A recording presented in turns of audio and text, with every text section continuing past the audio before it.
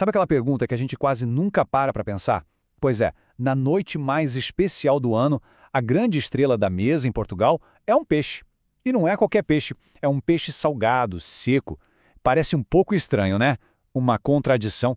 Bom, hoje a gente vai mergulhar fundo nessa história para entender como o bacalhau virou o rei da ceia de Natal. Vamos juntos nessa? Para desvendar esse enigma, a gente tem um caminho a seguir. Primeiro, vamos encarar o paradoxo da ceia. Depois, a gente volta lá nas origens, na fé e na necessidade. Vamos acompanhar o grande duelo entre o bacalhau e o peru, ver como um prato de gente humilde se tornou um símbolo nacional e, por fim, entender por que hoje ele tem esse sabor de casa. Então, vamos começar pelo coração da questão. A ceia de Natal é sinônimo de festa, de fartura, de celebração, mas o prato principal, ele parece contar uma história bem diferente. E é aí que mora uma contradição super interessante. É uma pergunta que faz todo sentido, não é mesmo? Numa noite de abundância, por que escolher um peixe que, na sua essência, era comida de sobrevivência? A escolha fica ainda mais curiosa quando a gente descobre que ele tinha um concorrente de peso disputando esse lugar na mesa. E aqui o contraste fica muito claro. De um lado, o bacalhau, que representa a penitência, o povo, uma obrigação religiosa. Do outro, o peru, que é pura ostentação, a cara da nobreza, um símbolo de poder. A grande pergunta é, como é que o prato da obrigação venceu o prato da ostentação? Para entender hoje, a gente precisa viajar para o passado. E a resposta para esse nosso enigma não está na festa, mas sim na fé, no jejum e na mais pura necessidade. Nossa viagem começa lá na Idade Média. Pois é, a tradição toda não começa com uma festa, mas com uma regra bem rígida. A Igreja Católica determinava que na véspera das grandes celebrações, como o Natal, era dia de jejum.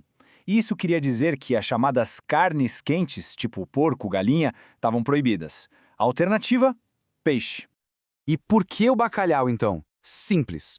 Ele era a solução logística e econômica perfeita. Era o peixe mais barato, durava meses sem precisar de geladeira e, por isso mesmo, chegava em todos os cantos do país, do litoral até o interior mais distante. Era, de fato, o peixe do povo, a opção mais viável para todo mundo conseguir cumprir a regra da igreja. E o mais incrível é que a prova disso está até no nome da refeição. Consoada vem do latim consolata, que significa consolar, confortar. Ou seja, a refeição não era a festa em si. Era um consolo, um conforto simples na noite de jejum antes da celebração de verdade no dia de Natal. O nome já entrega quase tudo. Agora, vamos explorar essa diferença gritante entre os dois concorrentes à mesa de Natal. Era quase uma batalha de classes servida num prato. Tenta imaginar a cena. Lisboa, lá no início do século XIX. As praças e ruas tomadas por bandos de perus. Uma ave exótica que vinha das Américas, um símbolo claro de riqueza, de festa, era um verdadeiro espetáculo que anunciava como seria o Natal dos mais ricos. O peru não era só comida, gente, era uma declaração de status. Assim que ele chegou das Américas, no século XVI, virou a estrela dos banquetes da realeza na Europa inteira.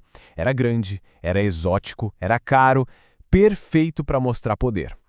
E num contraste absurdo, o bacalhau era tão humilde, mas tão humilde, que não só alimentava as famílias mais pobres, como, segundo alguns relatos, era comida servida nas prisões. A distância social entre um prato e outro não podia ser maior. Então fica a grande questão. Como é que esse peixe tão modesto deu essa volta por cima?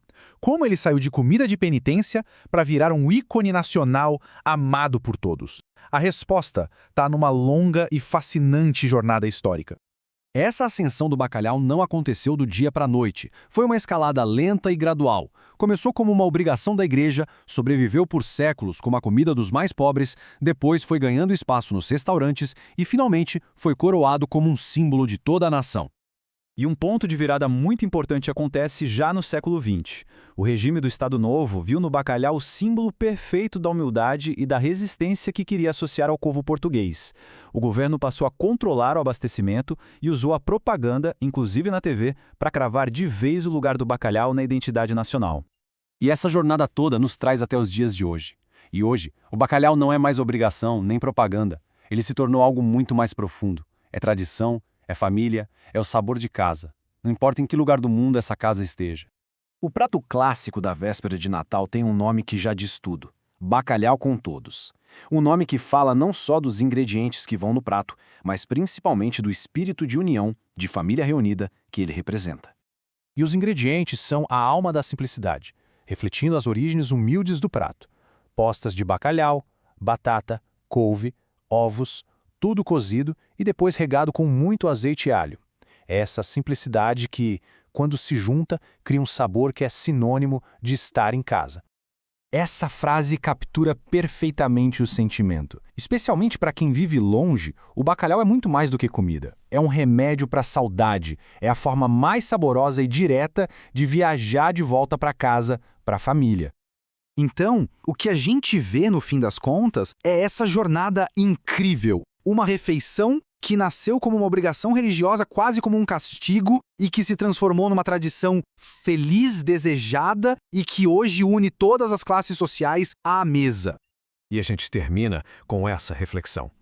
A história do bacalhau na mesa de Natal é, no fundo, um espelho da própria história de um povo.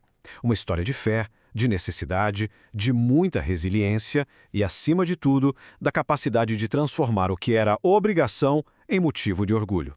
No fim, talvez seja exatamente isso que se saboreia em cada garfada, a própria identidade cultural de Portugal.